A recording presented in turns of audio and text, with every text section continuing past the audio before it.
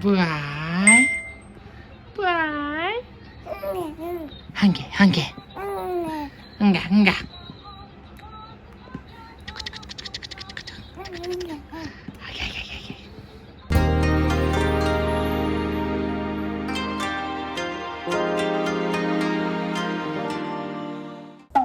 Hi guys, it's Chako-chan and welcome back to another video. So today's video is going to be all about Ren's 100 days. Yay! So Ren is 100 days old now, and in Japan, the 100th day of a child's life is celebrated in a ceremony called Okuizome. In the past, when an infant lived beyond the first 3 months, it was cause for celebration in many cultures. In Japan, families celebrated a ceremony called Okuizome, which is a symbolic first eating ceremony, which is usually held between 100 and 120 days after the child's birth. It's the wish for a baby to never miss a meal and to grow strong and healthy teeth. It's said that Okuizome has been done since the Heian era, which is 794 to 1185, for those who don't know your Japanese history. Original purpose of Okuizome back then was to celebrate a baby's 100th day because it used to be pretty challenging to grow well for babies due to lack of nutrition and poor hygiene. Therefore, it's a wish that a baby will never lack food and grow up to be strong and have a long and healthy life. Now, of course, in reality, a baby can't actually eat by their first 100 to 120 days. So it's just more of a symbolic ritual. In the past, the mother or mother-in-law would typically prepare a big meal for the family to enjoy together, and a portion of that meal would be given to the baby, such as a small grain of rice or a little bit of fish handed to them by chopsticks. The baby was also offered the chance to gnaw on a special rock called hagatameishi, and that's said to promote the development of strong teeth. Obviously, that's a choking hazard, so we didn't really give that to Ren this time, but there is a special ritual that you do with the stone. Now, we never got to do this for my two older boys, firstly because I didn't hear about it until long after my oldest had passed his first 100 days. And then with Ray, my middle child, it was right around the time that COVID had started, so it was difficult to source a lot of the ingredients. And since we were living in America at the time, far away from any family in Asia, where this tradition is most widely celebrated, it was really difficult and we decided not to do it. But this time, since we're living back to Japan, I knew I absolutely wanted to do this celebration. Now, we don't have a large extended family and we're not super traditional. So some of the customs, such as the attire that you're supposed to wear, might not be on par with the real ritual, such as wearing an only white kimono for the baby or using the correct types of serving dishes. But I have seen and heard from many other people in Japan that it's becoming a lot more relaxed and modernized, and nowadays families can make it more personalized. So there are certain Japanese-style restaurants where you can reserve a private room to go have the Okuizome celebration. And originally I was thinking to do that, so I was researching places when I came across a website called Oliwaizen, and I found that they deliver home kits to your house, and you can have the celebration in the comfort of your own home. I thought this sounded better since it's hard to take a young baby out to a restaurant for a fancy formal meal, so we opted to go with this option. So you just have to reserve the date to have it arrive 24 hours in advance from when you will hold the celebration, as the food comes frozen.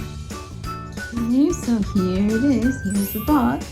But they put a little white decoration on it. So I'm gonna open this up. Okay, so they sent it by the cold truck. So inside we have to let this thaw for 24 hours before we can enjoy it. Oh, so cute. Wait, it's upside down. Ciao. Aww. There's a little, oh, Elsa Besco. I love this artist. It's a little booklet. Okay, we'll look at this later. But in here, oh, it gave us some decorations. Oh, it's so cute. Okuizome. Cute. And little hot chopsticks. Oh, and there in here is the stone. It's like a little teething stone for the baby. Inside we've got, so this is all, it's all been frozen. which is just more convenient, I guess, than making from scratch. But we have sekihan, I think. A whole bunch of frozen stuff in here. So I'm gonna thaw this in the fridge.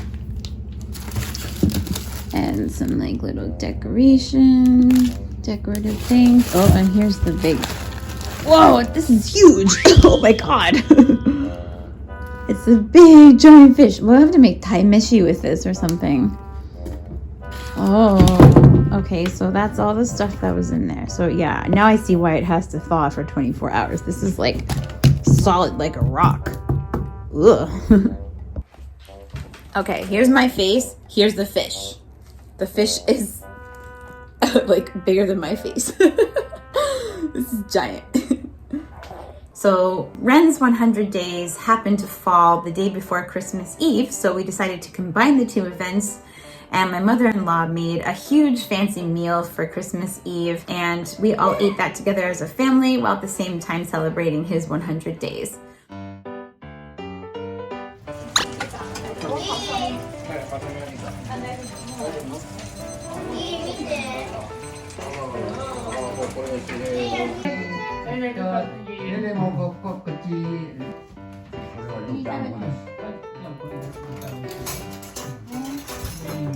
Ebi no tempuraだ。今天ぷら持って。天ぷらとかエビフライだねこれ。天ぷらで。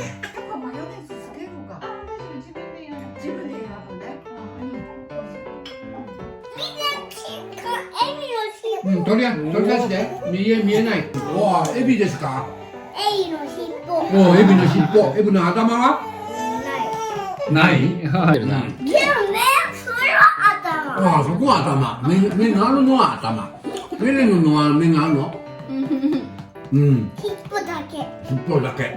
The older kids were distracted by all the yummy Christmas Eve food, and the rest of us could concentrate on doing the little ceremony for Ren. Okuizome provided a very helpful pamphlet which explained the meanings behind the different foods served and the history of the ceremony, as well as a very helpful guide showing the correct order to feed the foods. On the back, it has information as well as recipes that you can use with the leftover Thai, because it was a pretty huge fish. I wasn't expecting it to be that big for some reason.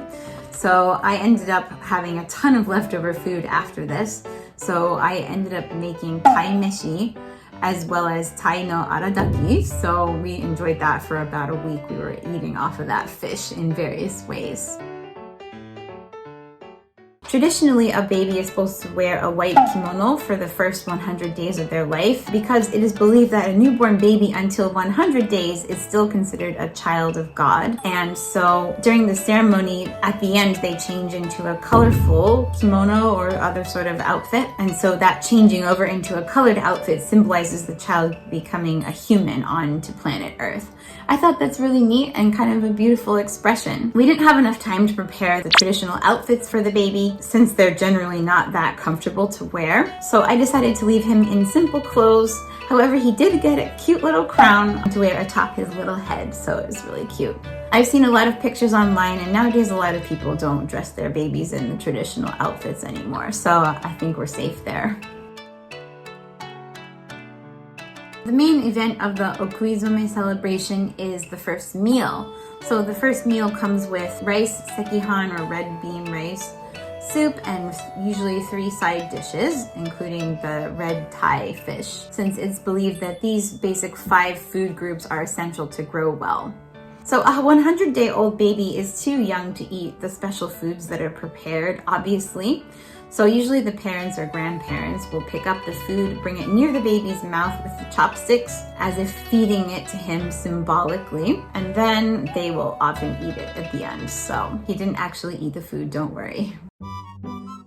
Now there's a very specific order in which you have to feed the baby. The order is decided like this. First rice, then soup, then rice, then fish, then rice, then soup, then boiled vegetables, rice, etc. So you basically eat rice in between each other dish that you feed the baby. The rice is thought to be very important for the meal. Since ancient times, that was how the majority of the Japanese people subsisted. So that's why it's a big part of the meal. So on to dishes. Traditionally, the dishes that the food is served on are made of red lacquerware. And for a girl, the outside of the bowl is supposed to be black and has a black rim with the inside being red. And for a boy, the bowl is supposed to be totally red. Now, as I said earlier, I didn't have much time to plan all of this out as I wanted to, and the only lacquerware bowls that I own happen to have a black rim on the outside, so I hope that's okay. I'm sorry, kami-sama. I did have some other red dishes, which I decided to use for the ceremony. Anyway, I think it's okay since a lot of the pictures I've seen online show people serving the foods in all different kinds of dishes nowadays, not just red lacquerware. So I think if you wanted to go traditional, you should do it that way, but anything goes nowadays. It's the modern era, right? On to the feeding. It's tradition to feed a baby by the oldest person in the family who joined the Okuizome ceremony as a wish for the long life of the baby. So there are many different rules for this ceremony, and it can even vary from household to household. But we decided to do the ritual 3 times, first with Ren's grandfather holding him and my mother-in-law, his grandmother, feeding him. And then next with my mother-in-law holding him, so his grandmother holding him, with Maki feeding him. And then third, with Maki holding him and then me feeding him. According to my research, it's most auspicious for the oldest relative of the same gender as the baby present during the ceremony to feed them as a wish for them to have the longest life possible. So Maki's dad happens to be the oldest person in our family, so it worked out perfectly. はいじゃあお母さんお母さん少しだけで唇にちょうどいう形だけはいはい食べろレンゴンだって待ってあ、今行くちょっと待ってあ、笑ってる。笑ってる食べた100歳、100歳、100歳のレイはい、どんどんはい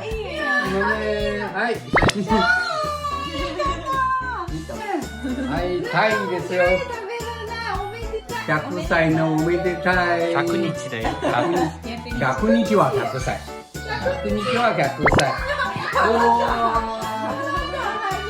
笑った責任豆いいもう一回ねはい見てはいお箸でちょんちょんそうそうそうそして口の中口の中に丈夫なちゃんちゃん丈夫な方が入っているようにレンゴなんで協力しますねいいねいいしはいそろそろご飯食べるね食べねあと2ヶ月ぐらいで食べれるびっくりしてる。分かってるかな。するかみんな持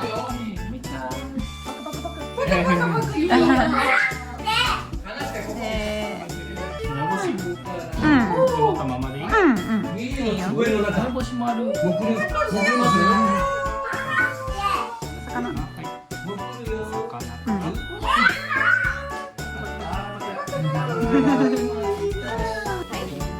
じゃあママの番だね長いかこんなに長いのもらっていいの気が一番長いのじゃじゃよ一番長いの今はい今は一番長いこれにしようかこれかわいいねじゃんこれもいいよ